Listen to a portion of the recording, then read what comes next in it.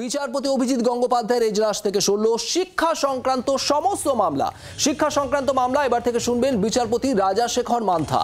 আর অন্যদিকে শ্রমিক শিল্প সংক্রান্ত মামলা দেখবেন বিচারপতি গঙ্গোপাধ্যায়। কলকাতা হাইকোর্টের তরফে এমনটাই নির্দেশিকা, আর সেখানেই বলা হচ্ছে শিক্ষা সংক্রান্ত সব মামলা সরানো হচ্ছে বিচারপতি অভিজিৎ গঙ্গোপাধ্যায়ের এজলাস থেকে। এই শিক্ষা সংক্রান্ত যাবতীয় মামলা এবার শুনবেন বিচারপতি রাজাশেখর মান্থা। অর্ণবাংশু নিয়োগে আমাদের প্রতিনিধি রয়েছেন আমাদের সঙ্গে। অর্ণবাংশু, ঠিক কি বলা হলো কলকাতা হাইকোর্টের তরফে?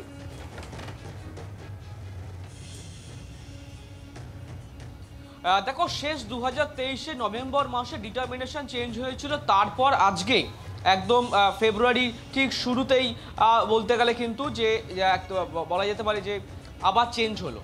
এবং বিষয়বস্তু এটাই যে এই বদল নিয়ে কিন্তু একাধিক বা নানান প্রশ্ন রয়েছে যে তার ঘর থেকে মামলা সরিয়ে নেওয়া হোক, প্রাথমিকের মামলা বিশেষ করে প্রাইমারি মামলা সরিয়ে নেওয়া হোক। সুপ্রিম কোর্টে মামলা ফাইল হয়েছে, অভিষেক বন্দ্যোপাধ্যায় মামলা করেছে, সুপ্রিম কোর্ট ইন্টারফেয়ার করেনি। সর্বশেষ যখন এই দুই বিচারপতির দ্বৈরথ সামনে আসে তখন সুপ্রিম কোর্টের স্পেশাল বেঞ্চ একটি বক্তব্য রেখেছে। তাদের বক্তব্য এটাই যে ডিটারমিনেশন চেঞ্জ করার এখতিয়ার রয়েছে কলকাতা হাইকোর্টের প্রধান বিচারপতির হাতে, কারণ মাস্টার অফ দ্য রোস্টার তিনি ঠিক করেন। সুতরাং আমরা আশা করব তিনি পদক্ষেপ নেবেন। এই বার্তাটির পরে কিন্তু আজকে দেখা গেল বিচারপতি গঙ্গোপাধ্যায় এজলাস থেকে তার ডিটারমিনেশন বদল করা হলো বা বিচার্য বিষয় বদল করা হলো। তার ঘর থেকে সমস্ত প্রাথমিক মামলা সরিয়ে দেওয়া হয়েছে এবং তিনি শুনবেন কিন্তু লেবার এবং শিল্প সংক্রান্ত মামলা। এখানেই শেষ নয়, এখানে একটা পার্ট আছে, সেটা হচ্ছে যে হার্ড ইন পার্ট বা পার্ট যে মামলাগুলো রয়েছে পার্ট ইন হার্ড, সেই মামলাগুলি কিন্তু বিচারপতি গঙ্গোপাধ্যায় চাইলে শুনতে পারেন। কারণ যে মামলাগুলি অধরা আছে, হাফ শুনানি করেছেন, তিনি চাইলে সেটি শুনতে পারেন অথবা তিনি রিলিজ করতে পারেন। কিন্তু নতুন কোনো প্রাইমারি মামলা আগামী দিনে কিন্তু ফাইল হোক বা যাই হোক না, কিন্তু সপ্তাহে শুনানি হবে বিচারপতি রাজাশেখর মান্থার এজলাসে আগামীকাল থেকে। অর্ণবাংশু আমাদের সঙ্গে থাকো। আর এই প্রসঙ্গে তৃণমূল মুখপাত্র কুণাল ঘোষের প্রতিক্রিয়া আপনাদের শোনাবো এবং এর পাশাপাশি আইনজীবী সিপিআইএম নেতা বিকাশ রঞ্জন ভট্টাচার্য কি বলছেন তাও শোনাবো। না, এখানে না খুশি অখুশির কোনো বিষয় নেই। এখন অভিজিৎ গঙ্গোপাধ্যায় বারবার তার রাজনৈতিক উইশ লিস্টটাকে প্রকাশ করে ফেলছিলেন। অভিজিৎ গঙ্গোপাধ্যায় তিনি নিজে পেশাগত যখন ছিলেন তিনি তখন এই শিক্ষার ব্যবস্থাটার মধ্যেই তিনি ছিলেন, ফলে সেখানে তার কোনো ব্যক্তিগত পছন্দ অপছন্দ, ক্রোধ বা আক্রোশ সেগুলো কাজ করছে কিনা, তার রাজনৈতিক অবস্থান কাজ করছে কিনা, এগুলো বারবার প্রশ্নের সামনে চলে এসেছে। ফলে অভিজিৎ গঙ্গোপাধ্যায় মহামান্য বিচারপতি তিনি নিজেই নিজেকে প্রশ্নচিহ্নের মুখে বারবার ফেলে দিয়েছেন। ফলে তিনি নিশ্চয়ই বিচার করবেন, কিন্তু বিচারের নাম করে পর্যবেক্ষণে তিনি পলিটিক্যাল কথা বলবেন, কোর্টের বাইরে তিনি পলিটিক্যাল কথা বলবেন, এই জায়গাগুলো দাঁড়িয়েই তিনি প্রশ্নের মুখে পড়েছেন। অভিজিৎ গঙ্গোপাধ্যায়ের প্রাথমিকতা হয়ে গিয়েছে রাজনৈতিক প্রতিদ্বন্দ্বীদের বা রাজনীতিতে যাদের পছন্দ করছি না তাদেরকে কিভাবে বিড়ম্বনায় ফেলা যায়, এই করতে গিয়ে যে আইনি জটটা তৈরি করে ফেলেছেন তাতে যারা আন্দোলনকারী তারাও এটা বুঝতে পারছেন, খোলাখুলি বলছেন তারা, এই নয় যে তারা বলছেন।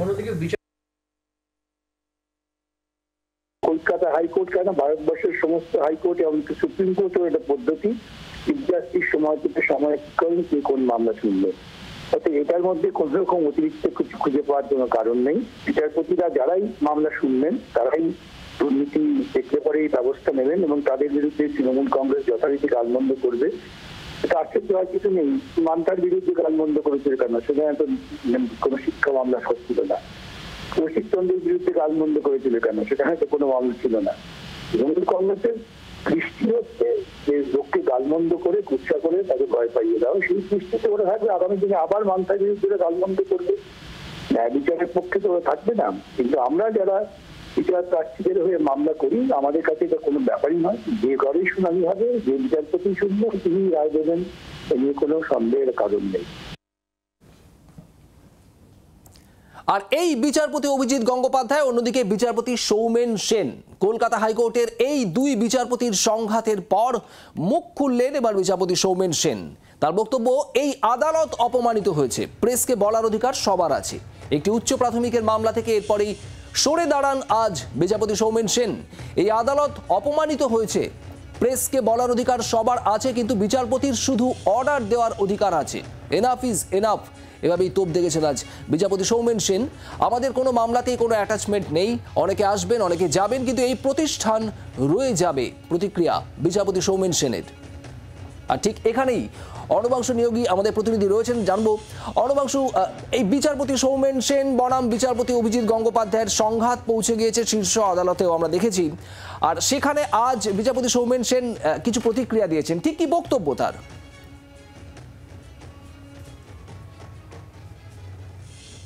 দেখো শুভদীপ, সেটা হচ্ছে সৌমেন সেনের ঘরে ডিটারমিনেশন আগে চেঞ্জ হয়েছিল, কিন্তু পার্ট ইন হার্ট একটি মামলা ছিল, সেই মামলাটি তিনি রিলিজ করে দিয়েছেন আজকে। তিনি শুনতেও পারতেন, বাট তিনি রিলিজ করে দিয়েছেন। কল্যাণ বন্দ্যোপাধ্যায় তিনি বলেন যে বিচারপতি গঙ্গোপাধ্যায় তার বিরুদ্ধে এই বক্তব্যটি রাখার পরেই বিচারপতি সেন যেটা বলেন যে আমি বেশি কিছু বলবো না, আর আমি এগুলো শুনতেও চাইছি না। তিনি তার পাল্টা বলেন যে এই আদালত অপমানিত হয়েছে, প্রেসকে বলার অধিকার সবার রয়েছে, কিন্তু বিচারপতির শুধু অর্ডার দেওয়ার অধিকার আছে, এনাফ ইজ এনাফ। শুধু এখানে শেষ হয়নি, উনি আমাকে নিয়ে মন্তব্য করলেও আমার সবার প্রতি শ্রদ্ধা রয়েছে, এটা কিন্তু উদ্দেশ্য করেই তিনি বলেছেন। এবং অনেকে আসবেন অনেকেই যাবেন, কিন্তু এই প্রতিষ্ঠান রয়ে যাবে। এখানে তিনি তার বার্তা শেষ করেছেন এবং তিনি বলেছেন এই বিষয় নিয়ে আর কোনো বক্তব্য নেই, সুপ্রিম কোর্ট শুনছে। আবার শেষ একটাই লাইন যে সবার প্রতি কিন্তু আমাদের শ্রদ্ধা রয়েছে, আমার এটাই আমার বলার কথা, আর আমি কিছু বলবো না। একেবারে সঙ্গে থাকো অর্ণবাংশু। আর এই প্রসঙ্গে শাসক দলে কি প্রতিক্রিয়া, কুণাল ঘোষের বক্তব্য শোনাবো আপনাদের। দেখুন, বিচারপতি সৌমেন সেন মহামান্য বিচারপতি তিনি যা বলেছেন তার উপর কোনো মন্তব্য হয় না। তিনি বলছেন যে কোর্ট অপমানিত হয়েছে, ঠিকই তো বলেছেন, কোর্ট তো অপমানিত হয়েছেই, এবং সাধারণ মানুষের কাছে কোর্ট বিচারপতি ব্যাপারটা এতটাই শ্রদ্ধার, এতটাই আকাশ ছোঁয়া উচ্চতার, সেখানে যে ধরনের কথাবার্তা কোর্টে হচ্ছে, কোনো বেঞ্চ থেকে যেভাবে মামলার বাইরে গিয়ে কথা বলা হচ্ছে, রাজনীতির রং লাগিয়ে কথা বলা হচ্ছে, তাতে তো নিশ্চিতভাবে সম্মান নষ্ট হচ্ছে। ফলে ওনাকেও যেভাবে বিতর্কের মুখে ফেলার চেষ্টা হয়েছে, তাতে ওনার এই কথাগুলো বলা স্বাভাবিক, তবে এ নিয়ে আমাদের কোনো বক্তব্য নেই। বাংলার আওয়াজ, বাঙালির আবেগ, জি 24 ঘন্টা।